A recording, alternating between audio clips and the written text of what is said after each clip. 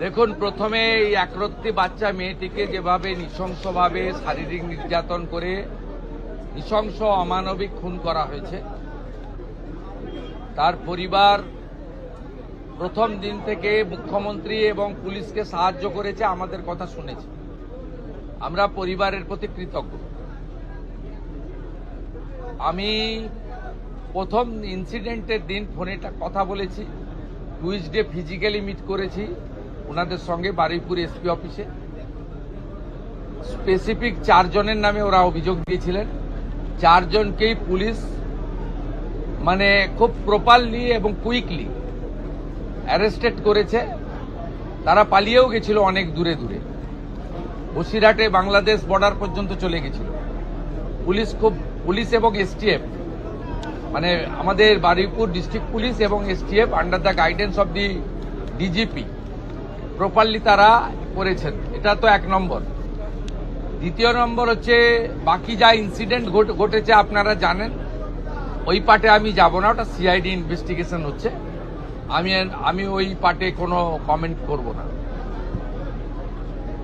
আমি যেটা পরিবারকে আজকে বলে এসেছি যে কাস্টডি ট্রায়াল হবে এবং কনভিকশনের এক্সিকিউশন এটা কমপ্লিটলি মুখ্যমন্ত্রীর মনিটরিংয়ে হবে। একটা দৃষ্টান্তমূলক নজির আমরা এই কেসে রাখব এবং গভর্নমেন্টের পক্ষ থেকে কিছু দায়িত্ব ছিল, এটা আমি বলবো না। গভর্নমেন্টের কিছু অ্যাসিস্ট্যান্সের বিষয় থাকে, যদি ফ্যামিলি রাজি থাকে। ফ্যামিলি রাজি ছিল, আমরা গভর্নমেন্ট পাশে দাঁড়িয়েছি। কিভাবে পাশে দাঁড়িয়েছি, ফ্যামিলি যখন দরকার হবে বলবে, আমি বলবো না। দ্বিতীয় হচ্ছে, ইন্দ্রজিৎ মণ্ডলের যে মব লিঞ্চিং, এটা মব লিঞ্চিং আমি বলবো না। এটা কমপ্লিটলি তার নাম পরিচয় দেখে তাকে খুন করা হয়েছে। এর পিছনে ভোটে রিজেক্টেড যারা হয়েছেন তাদের বড় উস্কানি রয়েছে। র্যাডিক্যাল মৌলবাদী গ্রুপও থাকতে পারেন, আমি উড়িয়ে দিচ্ছি না। তাতে যতগুলো ছবি দেখা গেছে প্রত্যেককে পুলিশ অ্যারেস্ট করেছে, thanks to West Bengal police. একজনকে বকখালি থেকে তুলেছে, একজনকে দীঘা থেকে তুলেছে, এবং যাদের যাদের ভিডিও ফুটেজে সোশ্যাল মিডিয়াতে দেখা গেছে, একটা 35 বছরের অবিবাহিত যুবক ছেলেকে হাত পা বেঁধে নৃশংসভাবে পিটিয়ে মারা হয়েছে সংগঠিতভাবে। সেক্ষেত্রেও আমরা পরিবারের পাশে দাঁড়িয়েছি। ওর বাবা মার হাতে আমরা আজকে 25 লক্ষ টাকার চেক তুলে দিয়েছি। পুলিশকে ধন্যবাদ, তার বড় ছেলেকে সিভিক ভলেন্টিয়ার্সে চাকরি দিয়েছেন ডিজিপি সাহেব থ্রু সুপারিনটেন্ডেন্ট অফ পুলিশ। এই সূর্যপুর আউট পোস্টে তার ডিউটি। ডিএমকে ধন্যবাদ যে বাড়িটা ভেঙেছিল রিপেয়ার করে দিয়েছে 2 দিনের মধ্যে। বাবার বার্ধক্য ভাতা, মায়ের অন্নপূর্ণা দুটোই ডিএম সাহেব চালু করে দিয়েছে। আমরা এই পরিবারের দায়িত্ব নিয়েছি। ইন্দ্রজিৎকে আমরা ফিরিয়ে দিতে পারবো না। ইন্দ্রজিতের প্রত্যেকটা খুনি সমানভাবে ওই একরত্তি ছোট্ট কন্যার খুনিরা, শারীরিক নির্যাতনকারীরা যেভাবে আমি কথা দিয়েছি কাস্টডি ট্রায়াল হবে, ইন্দ্রজিতের খুনিদেরও তাদেরও খুব চূড়ান্ত চরম ভারতীয় ন্যায় সংহিতাতে যে শাস্তি আছে পাবে। ওই নির্যাতিতার পরিবার, ওই ছোট্ট বাচ্চা মেয়েটির পরিবার আমার কাছে মঙ্গলবার দিন এসপি অফিসে অনুরোধ, আমি বলবো না, যুক্তিগ্রাহ্য একটা সাজেশন দিয়েছিল যে আমার তো আর আদরের কন্যা ফিরবে না, যে সূর্যপুরে একটা আউটপোস্ট বানান। Thanks to home secretary Shrimati Sanghamitra Ghosh মহোদয়া, thanks to DGP mister Siddhinath Gupta IPS. তারা মুখ্যমন্ত্রীর কাছে করা এই পরিবারের ইচ্ছাকে কার্যকর করে দিয়েছেন উইদিন 4 days। আমি সূর্যপুর আউটপোস্ট উদ্বোধন করলাম। এখানে 4 officer, 2 SI, 2 ASI, 6 male constable, 2 female constable, 8 civic volunteers, women help desk এবং একটি কন্ট্রোল রুম, এবং পরে পরে 5-7 দিন লাগবে এখানে মোড়গুলোতে সিসিটিভি লাগানো এবং তার কন্ট্রোল রুম এখান থেকে করা। এই কাজগুলো তারা করবেন, আমাকে কথা দিয়েছেন ডিজিপি এবং সুপারিনটেন্ডেন্ট পুলিশ। আমি আশাবাদী যে পুলিশ এই বিষয়ে যথাযথ ব্যবস্থা নেবে। আমাদের ওই পরিবারটি অর্থাৎ নির্যাতিতার পরিবার আমাকে বলছিল যে প্রচুর অ্যারেস্ট ইত্যাদি হচ্ছে, আপনি বিষয়টা একটু দেখুন, আমাকে স্থানীয় লোকেরা চাপ দিচ্ছে। আমি বলেছি ভিডিও ফুটেজ দেখে রেল লাইনে যারা লোহার বিম ফেলছিল তারা কেউ ভারতপ্রেমী হতে পারে না, এটা রাষ্ট্রবিরোধী কাজ। আমাদের ইন্দ্রজিতের খুনি এদের সঙ্গে প্যার মহব্বত হতে পারে না।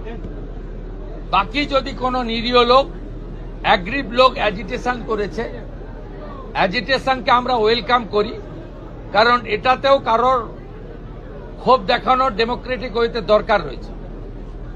আমি আইজি সাহেব কঙ্কর বায়ুকে বিশেষ দায়িত্ব দিয়েছি যাতে কোনো নিরীহ লোকের উপরে কোনো রকম পুলিশি অত্যাচার টর্চার না হয়। যদি ভিড়ের মধ্যে ধরেও ফেলেন, তাদের যা সিস্টেম আছে এটা আমার ইন্টারফেয়ার করা উচিত নয়। আমি শুধু সাজেস্ট করেছি অ্যাজ এ হোম মিনিস্টার, যদি কোনো ইনোসেন্ট ফেঁসে থাকে তারা দেখবেন, আইজি সাহেব বিশেষভাবে দেখবেন। আর এখানে অনেক ভয়ে দোকান টোকান বন্ধ করে দিয়েছিলেন, এসপি মাইকিং করবেন, মাইকিং করার পরে সব নর্মাল করে দিন, ভয় পাওয়ার কোনো কারণ নেই। খুনিরা, ধর্ষকরা, রেল লাইন যারা ভাঙতে গেছিলেন তারা ভয়ে থাকুক, ভয় পাওয়াটা স্বাভাবিক, তাদের শিক্ষা দেওয়াটাও আমাদের কাজ আইনি পথে। বাকিদের ভয় পাওয়ার কোনো কারণ নেই। আমি বলে গেলাম আমাদের এই এলাকায় নজরদারি চলবে, 2টো বাড়িতে হাউস গার্ড থাকবে এবং আমরা আস্তে আস্তে আশা করব সবটা নর্মাল হয়ে যাবে এবং এই ঘটনা থেকে শিক্ষা নিয়ে এই রাজ্যে এই ধরনের কোনো কাজ যাতে না হয় দেখবেন। আমি আপনাদের মাধ্যমে গোটা রাজ্যের মানুষকে একটা আপিল করব, কার্য আর কারণ আছে। যে কার্য হয়েছে হিনিয়াস ক্রাইম, এর পিছনে আমি মনে করেছি বেআইনি মদের ঠেক, বেআইনি গাঁজা, চরস, মাদক, এটা একটা বড় কারণ। আপনারা পুলিশকে ইনফর্ম করুন, গোটা রাজ্য জুড়ে ডিজিপিকে বলবো আগামী 2 সপ্তাহ স্পেশাল ড্রাইভ দিন। ব্যাটালিয়নে থাকা লোকজন, আমাদের যেখানে পুলিশরা ডাইরেক্ট কাজে নেই, নর্মাল থানা ওয়ার্ক অনেক বেশি থাকে, তাদেরকে বিশেষ অভিযানে লাগান। সিওদেরকেও এক একটা জেলা দিন। কমপ্লিটলি গোটা রাজ্যে যত বেআইনি মদের ঠেক, যত গাঁজা, চরস, বর্ডারে তো ধরছেন আপনারা, বেঙ্গল এসটিএফ তো rail station, bus stand recce করে ধরছে, প্রতিদিনই ধরছে। কিন্তু একেবারে রুরাল এলাকাতে, গাঁগঞ্জেও এটা একদম সম্পূর্ণ উপড়ে ফেলা দরকার রয়েছে, যাতে এই সামাজিক দূষণ থেকে আমরা আমাদের পরিবেশকে বাঁচাতে পারি। सर, आज आप 2 विक्टिम के फैमिली के साथ मिले और जो पूरी घटना इसके पीछे क्या कोई एंटी नेशनल एक्टिविटी हो सकता है? अभी तक इन्वेस्टिगेशन में क्या? देखिए, कुछ पॉलिटिकली रिजेक्टेड आदमी का तो इंस्टिगेशन है, रेडिकल फोर्स भी रह सकता है या कुछ अल्ट्रा लेफ्ट भी रह सकता है। ये पुलिस इन्वेस्टिगेशन कर रहा है। हम लोग जो सामने किया उनको तो उठा रहा हूं, पीछे से जो लोग मोबाइल फोन में भड़काने का काम किया है, मैसेज करके भड़काने का काम किया है, पुलिस जब कोशिश कर रहा था भाई शांत रहिए, कार्रवाई होगा, तब जो भड़काने का यहां किया तो दूसरे एरिया में किया, सेंट्रल पैरामिलिट्री फोर्स के ऊपर पत्थरबाजी किया, कॉमन पुलिस कांस्टेबल के ऊपर, लेडीज कांस्टेबल के ऊपर आक्रमण हुआ, रेल मार्ग पर इतना बड़ा स्टील का बीम वो रेल लाइन के ऊपर देकर यहां बड़ा हादसा करने का साजिश था। इंद्रजीत मंडल का उनका आइडेंटिटी करके, उनका नाम पता सब आइडेंटिटी करके उनको जिस तरीके से ब्रूटल किलिंग किया गया है, इसका पीछे कुछ लोग जो इस सरकार आने का बाद बंगाल को डिस्टर्ब करना चाहता है, जो प्रगति विकास की मार्ग पर मोदी जी का नेतृत्व में सरकार आगे बढ़ रहा है, उसको डीरल करने का कोशिश करने का मकसद है। वो लोग को तो इन्वॉल्व है, पुलिस इन्वेस्टिगेट कर रहा है। पीछे से जो लोग भड़काने का काम किया वो जिस पार्टी का हो सकता है, उसको भी सबक सिखाने का काम विद इन बीएनएस के अंदर पुलिस करेगा। ये मेरा फुल डायरेक्शन है पुलिस का। पुलिस को इस बारे में पूरा छूट दिया गया है। जो फाइंडिंग्स पुलिस को मिलेगा वो पुलिस के अंदर काम करेगा। यहाँ बहुत senior police officer, ADG, IG, DIG सब लोग हैं। दूसरा डिस्ट्रिक्ट से एसपी लेवल का पुलिस ऑफिसर भी है। They are very competent enough under the able leadership of the DGP. मेरा पूरा कॉन्फिडेंस है ये लोग अच्छा करेगा। एक मैसेज जाएगा, इस तरीके से कार्रवाई आने वाला दिन में कोई नहीं करेगा। कामदोनी खेती जो है उसका नोटिफिकेशन हुआ है, इसके बारे में थोड़ा सा। हाँ, ये हमारी सुप्रीम कोर्ट का रिटायर्ड जस्टिस रंजना देसाई का कमेटी हो गया है। कमेटी काम शुरू करेगा, आज तुरंत आ जाएगा। दूसरा प्रदेश में यूसीसी लागू हो गया है। ये एक ही देश है, एक ही कानून रहेगा, दो कानून नहीं रहेगा। मान के चलिए क्लियर, क्रिस्टल क्लियर।